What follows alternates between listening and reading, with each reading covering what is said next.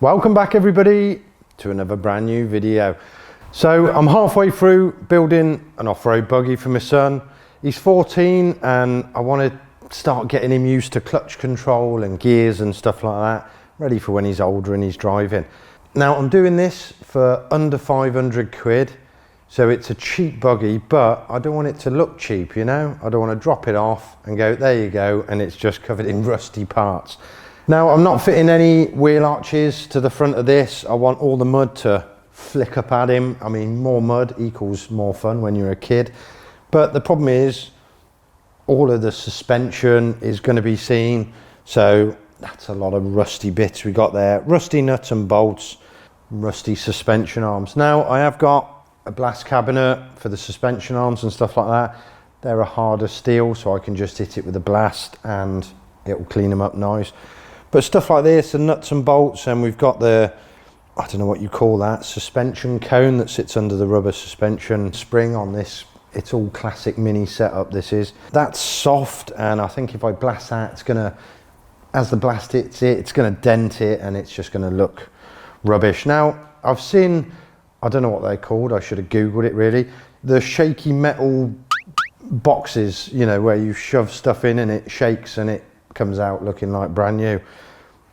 That's what I need, one of those, because it's nice and soft and just erodes at that rust, rubs that rust down real carefully. So I want to try and make one real cheap that I can just leave doing its own stuff, cleaning parts while I'm getting on with other stuff. So let's crack on.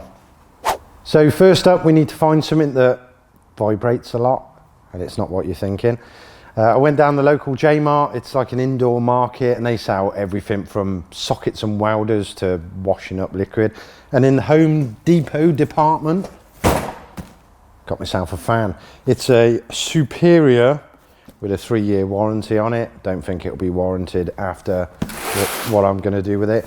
And also in the camping section, I got a cooking pot. So this was 20 quid. This was 12 quid. Cheap enough so far. Right, let's unbox it and let's start hacking away at our fan. Now, unboxing this fan, luckily for me, it comes in bits in kit form, which means I don't have to take it apart. Ideal. Now, looking at the fan itself, to get a good vibration, I could just lop one of those blades off, but if that makes it too much, I can't easily put it back on. So I think I'm going to stick it in the vise just for now, drill a hole in it, and then put a 6mm bolt through it, do that up, and then hopefully that'll give us enough of a vibration. Right, we need to test this out. Let's get a big bolt. There's a nut, there's a nut. Never-ending nut. Let's put it on the drill. That'll do our nut up quicker.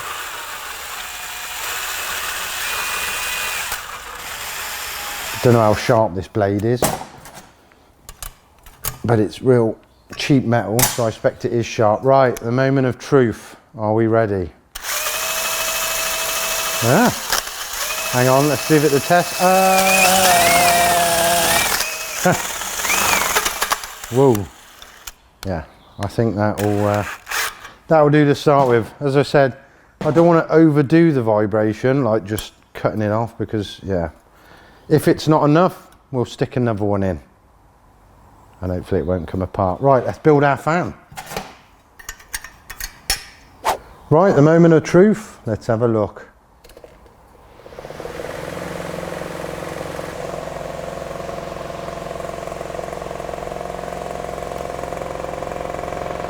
Yeah, I think that is definitely vibratey enough, if that's a word. Going to go off the bench in a minute. Awesome. And the best thing about this fan is, if I take this screw out, we might have to, oh yeah baby, didn't break it, honest. You know what we're going to do next. So we're going to get this pot and drill 4 even holes through the bottom of it, and that's what we're going to fix to our front fan cover. So popping the bolts through and doing them up with nylocks, because this thing's going to shake like crazy. We don't want it coming undone. And then we're left with this contraption, which is quite funny. We had a bit of weight issue, it kept falling over. So luckily the base is bolted on with a 6mm bolt. So what I've done is got a longer one and put this weight there. So that keeps it nice and steady. The fan does like turn. Obviously you can have it going around your room. So we might have to put a bit of tape to stop it wobbling that way, because I don't want all the nuts to go into one corner and not get rubbed down or whatever. But let's turn it on.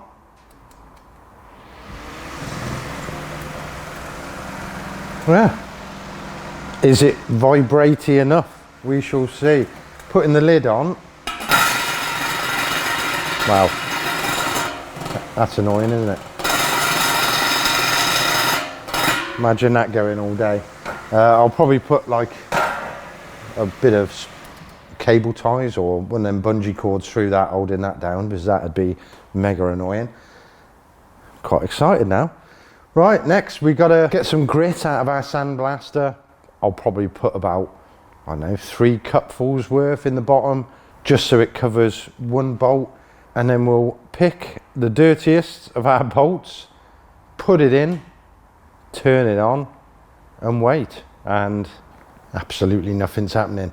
I think the weight of the blast media now is too much, and we've lost our shakiness. So I got the fan back off. I think we're just going to double up. I'm going to put 2 extra bolts in it, and I left it on for half an hour. I'll put the thing up here, and you can see it's going round and round. Looks almost like a washing machine. It's doing what I think it should do, but then after turning it off, there's our rusty bolt, and it looks exactly the same, unfortunately. I think this blast media is good for blasting, but it's not good for this type of stuff. You see them with them little balls, okay, little balls, or you know, little bits of, I don't know if it's charcoal or what. So I think next up I'll get on Google, I'll find out what the media they use, and I'll order some. Let's go. Okay, it's a day later, and we've just had Amazon delivery. I've gone for this stuff. It says Gunson ceramic media, used with a vibratory polisher, gives better finish on heavy metal parts than plastic media. So we're only doing metal bits. Hopefully it'll be okay. There it is. It looks like larger versions than a Smint. Don't know if you get them if you're from other countries. But let's get one out of the bag. Yeah, it almost looks like a stone rather than ceramic. But hopefully it's going to work. Let's get the bag in and pop our rusty bolt in. It's dusty stuff. And I think I'm going to strip down my buggy because I need to start painting it now, and I'll just leave this going for an hour while we're doing that. See you in an hour. So yeah, stripping the buggy down, it took about an hour, easy peasy. I hadn't tightened anything up really. And then once that was done, it was lunchtime, so I went in, had lunch for another hour and left it going. So with the lid off, with it running, it sounded like this, which was mega annoying. I put the lid on, put a polishing cloth on the top, and then bungee strapped it on, and it made a load of difference. Much quieter. I could even have the radio on and listen to that. And then lunchtime was over. I've took the lid off. Let's have a look. Where is it? There it is. I mean, it's made a bit of difference. The edge of it is mega shiny, but it's kind of just dulled it off a bit, isn't it? It's not what you want after 2 hours. I think I'm going to give that a rest now. I've got the cone from the front suspension, which is rusty at the top, and it's got the paint on it, and I've got a ball joint nut there which is covered in rust. These are the bits I need cleaning, so let's pop them in, put the nut right at the bottom, and get the lid on. I've got to paint the body now of the buggy. That's going to take quite a few hours. So we'll leave that going, and yeah, I'll probably give it like, what, 6 hours? That's enough, isn't it? And we'll see how it does.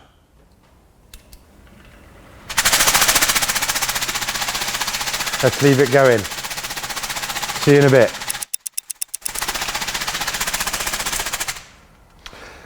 What's the time now? 8 o'clock. So it's been in here for about 7 hours. I did the paint on the buggy. It's a nice bright green now. And then I thought I'd go and have tea and leave it running. Ooh, it does look all right. Where is it? Close your ears. There we go. The stones inside, they're proper dirty now. I mean, they were clean before. So it has got some stuff off, but it hasn't gone into, I wonder if they're too big. It hasn't gone into those like dips there. Yeah, and the inside it hasn't even touched. But it has polished the top up a bit. So it's done something. Where's the nut?